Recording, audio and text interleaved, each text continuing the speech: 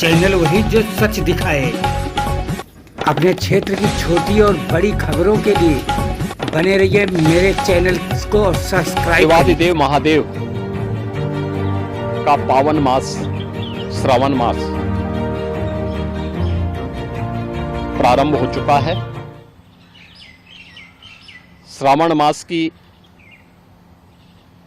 कावड़ यात्रा जग विख्यात है। पूरे देश के अंदर और खास तौर पर उत्तर भारत में इस दौरान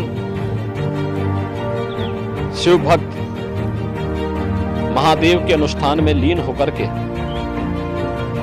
सभी शिवालयों में जलाभिषेक के साथ अपनी असीम भक्ति का प्रदर्शन करते हैं।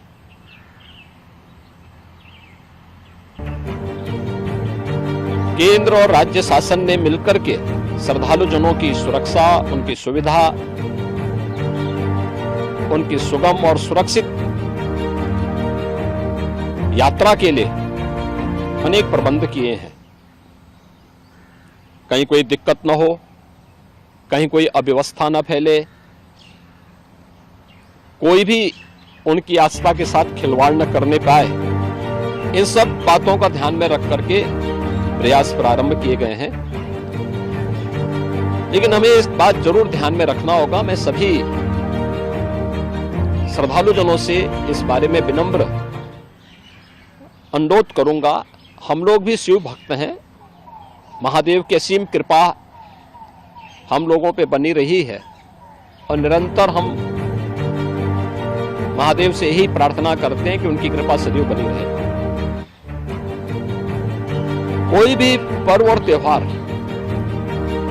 कोई भी साधना बिना आत्मानुशासन के पूरी नहीं होती है। सुगम और सुरक्षित यात्रा के लिए हमें न केवल अंतःकरण से बल्कि बाहरी रूप से भी